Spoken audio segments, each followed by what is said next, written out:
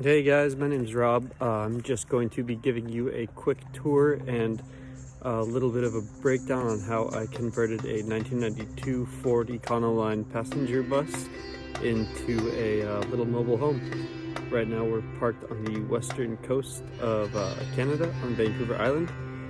A little bit gray, a little bit wintry here, but all okay. So we'll just start with the exterior of the bus. Well, here we have the outside of the bus. As you can see, the doors are currently open. Just going to take a quick little walk around. We just have the doors on one side, aside from the driver's side door over here. But fairly similar on both sides. All right, entering the bus, you come through the double doors here. I'll just give you guys a quick look from the front perspective, looking back from the driver's seat. I'll definitely go in and kind of break down each little area and what purpose everything serves.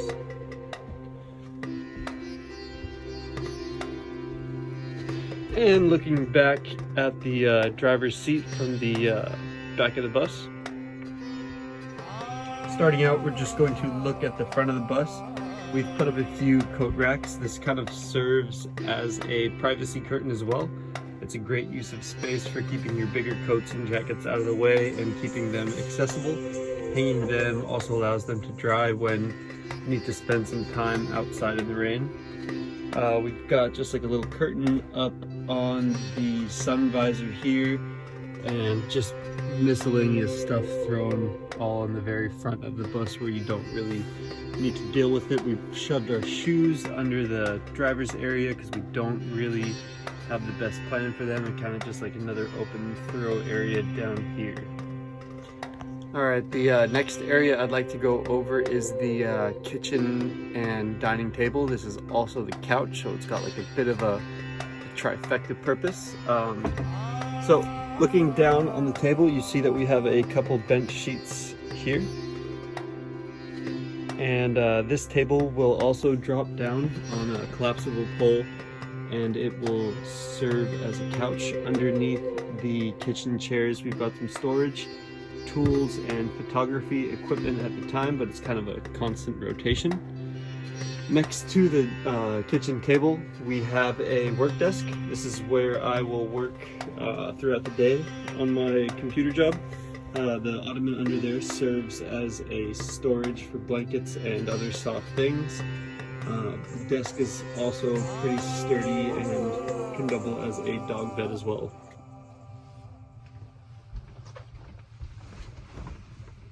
So looking all the way back, sitting on a bed, we unfortunately couldn't squeeze a queen in, but we did manage to get a full-size bed in here, which is more than enough when you come to the reality that you're sleeping in a car. It does take up quite a bit, as we didn't really utilize the height as best we could have, but we wanted to make sure that we had ample headroom so we could sit up straight in the bed, as well as store things underneath. I won't take you underneath because it's a bit dark under there, but there's 4 storage areas basically. One of the storage areas is for camping equipment in gear, and the other areas are kind of broken up into different shelves where we keep clothes and other items that you don't really need to access that often, as it's kind of a pain to go under there, and the dog sleeps there, so he doesn't exactly enjoy us going in and out of his house as much. Yeah, it's pretty nice to have this space to sleep in. This back window here flips up all the way, so when you're parked somewhere warm, you can just sit, enjoy the breeze, wake up with your head out the window if you really wanted to do that.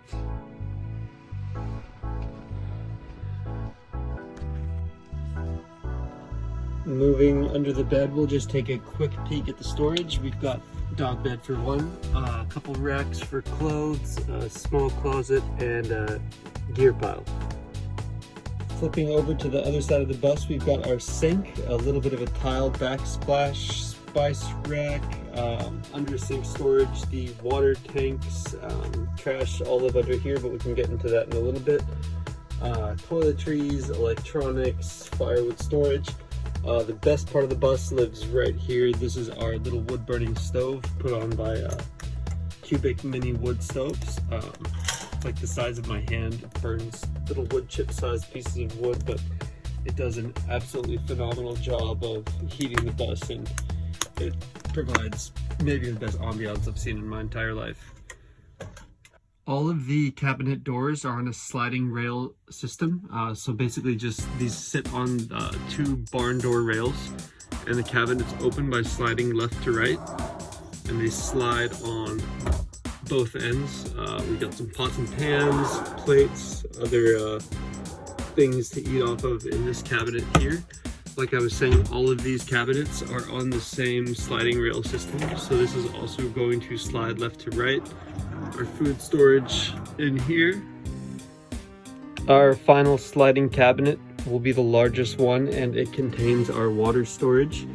If you slide to the left, you have our trash, some fire extinguishers, and water bottles under here. Alright, so on the other side of this cabinet, we have our water storage. You have our freshwater tank here, gray water tank here. I believe these are 8-gallon tanks. We have a spare just for when we're pretty out of the area and we need to just pop in a refill. They're also pretty easy to use a water filter to pump new water from creeks and streams.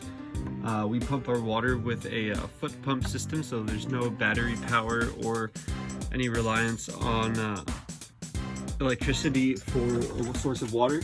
You just simply pump with your foot, and I believe it puts out about 10 gallons per minute. Now my favorite part about this bus is the woodwork and the cabin-like feeling of it. This wood is actually all reclaimed wood from my work. So I work for a glamping company, and these are all old bed slats on the ceiling. And all the surfaces and doors are old bathroom walls. So this wood has lived a life before this, but now it is sitting inside of a bus. So it's definitely not the brightest in here, not the best day to make a video as far as lighting concerned, but no one really wants to make these YouTube videos when it's a beautiful day outside. So waited for some clouds and figured I'd show you guys what I've been up to all summer. The bus itself was fairly cost efficient to convert. I think all the materials, seeing that I used reclaimed wood, only ran about $2,000. The bus itself I picked up for $2,000 outside of Salt Lake City, so the whole project ran under $5 grand. Getting a bus for $2,000 was definitely a questionable decision. It struggled to make the drive from Salt Lake to Montana, but it got up there nonetheless. Worked on it all summer for about 3 hours every night for a few months. I think putting in a total of 120 hours of work on it. Realistically not that bad when you're thinking in terms of building a house. On that first drive when leaving Montana, we had a radiator problem, which then turned into a transmission problem, and I ended up living in a mechanic's parking lot for about a month till we could figure out how we were going to go about fixing the transmission and radiator while having insurance cover the costs. But eventually, a month later, it worked out. If anybody is thinking of doing the same project, I highly recommend it, and feel free to reach out with any questions you may have, as I did not have that line of resource, so feel free. I'd be happy to clear up anything if you're doing your own passenger van conversion. Highly recommend the project. It was a very challenging, very good productive use of my time, and I ended up getting a house out of it, so that was wonderful. At the end of this video, I have put a slideshow in of the progress of construction, starting from when the bus was first purchased in Salt Lake all the way to the finished product that we see now. Thanks again for watching, guys. Let me know if you have any questions. Cheers.